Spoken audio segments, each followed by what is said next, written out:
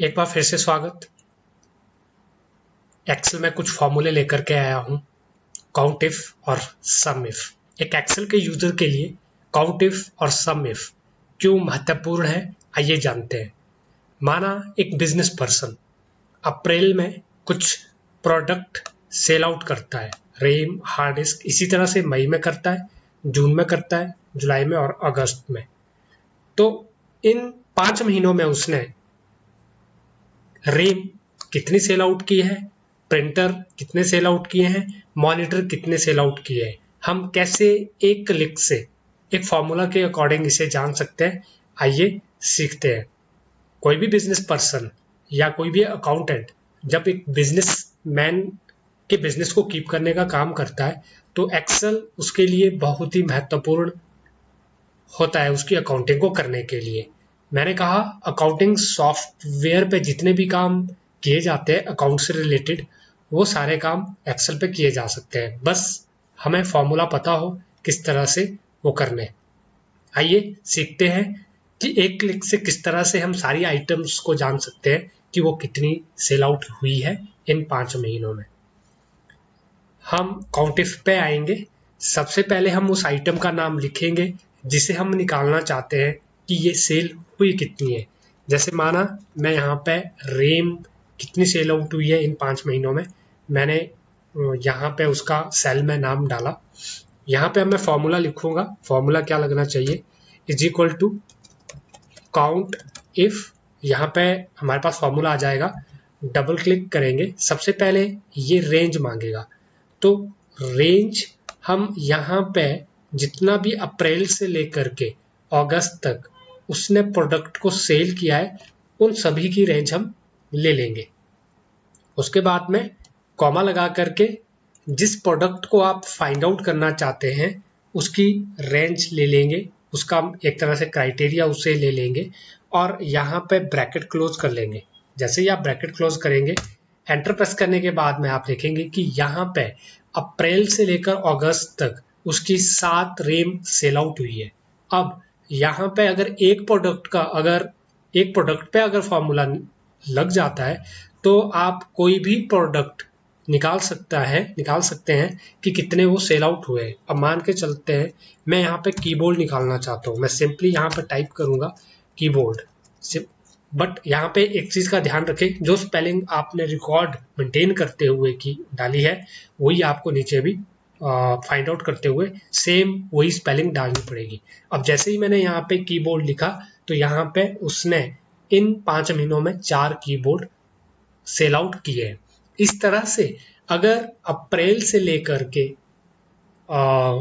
अगले financial year तक मार्च 31 तक उसने कोई भी चीज को सेल किया है उसकी एक डिटेल बना करके यहाँ पे इस तरह से उसे उस डाटा के साथ रिलेट किया जा सकता है। अब आगे चलते हैं सम इफ की तरफ। सम इफ भी बहुत महत्वपूर्ण है, क्यों, आइए करते हैं। पहले समझते हैं कि सम इफ आपको रिजल्ट क्या देता है।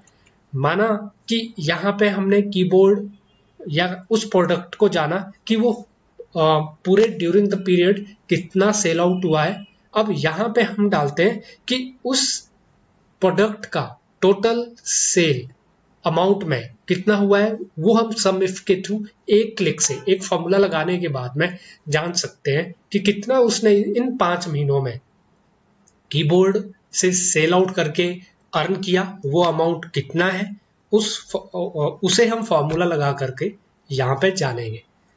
आइए करते हैं सम इफ इज इक्वल टू, यहाँ पे हम सम इफ लिखेंगे और डबल क्लिक करेंगे फॉर्मूला के ऊपर।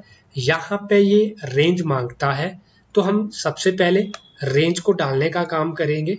रेंज आप जैसे डालते हैं उसके बाद कॉमा, क्राइटेरिया डालेंगे कि आप कौन से प्रोडक्ट का टोटल अमाउंट जानना चाहते हैं। हमने कीबोर्ड ऑलरेडी डाला है, मैंने उसको रेंज में लिया।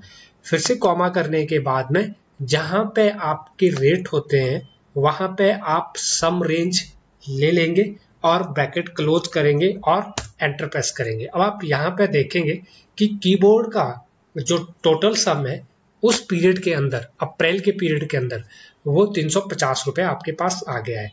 अब इस तरह से फायदा आपको, बेनिफिट आपको ये देता है कि एक प्रोडक्ट का अगर आप निकालते हैं तो फिर बाकी के प्रोडक्ट आपको सिर्फ वहां पे कीवर्ड डालने होते हैं। जैसे कि यहाँ पे मैं माउस का जानना चाहता हूँ, माउस, तो यहाँ पे माउस भी 350 ही है। अब यहाँ पे मैं जानना चाहता हूँ कि प्रिंटर का मेरा टोटल सेल अमाउंट कितना है। जैसे ही मैंने प्रिंटर डाला तो ये 12,500 रुपये आ गया। अब यहाँ पे अप्रैल का तो आपके पास में आ गया। अब मई का जानना हो तो क्या करेंगे, फिर से हम सम इफ वाले फॉर्मूले में जाएंगे। यहाँ पे हम सिर्फ रेंज को चेंज करेंगे और हम मई का जानना चाहते हैं। मई का जानने के बाद में हम यहाँ पे एंटर प्रेस करेंगे। रेंज सेलेक्ट करने के बाद में मई का भी आपके पास में आ गया है। अब इसी तरह से हम जून का जानना चाहते हैं और जून के लिए भी हम रेंज को सिलेक्ट करेंगे। जो जून की रेंज है उसे सिलेक्ट करेंगे। उसे सिलेक्ट करने के बाद वहां पे आपके पास जून का भी आ जाएगा। यहाँ पे सिलेक्ट करते हैं रेंज को इस तरह से और एंटर प्रेस करते हैं। ये देखिए जून में आपके पास प्रिंटर कितने का सेल आउट हुआ है वो आपके पास आ गया है। ध्यान रखें कि यहाँ पे जो भी फॉर्मूला मैं आपको बताने की कोशिश करता हूँ वो जस्ट एक एग्जाम्पल होता है। आपके पास एक्सेल में कल दिन कोई भी काम करने के लिए आए, उसे आप रिलेट करें इन फॉर्मूला से, और रिलेट करने के बाद में आप कोई भी काम अपने लिए इजी बना सकते हैं। अगर आप किसी भी बिजनेस को कीप करने के लिए अकाउंटेंसी का काम करना चाहते हैं तो सारा काम एक्सेल पे किया जा सकता है। बहुत ही महत्वपूर्ण फॉर्मूले काउंट इफ और सम इफ। आज के लिए बस इतना ही। अगली वीडियो में बहुत जल्द मिलता हूं। तब तक के लिए थैंक यू।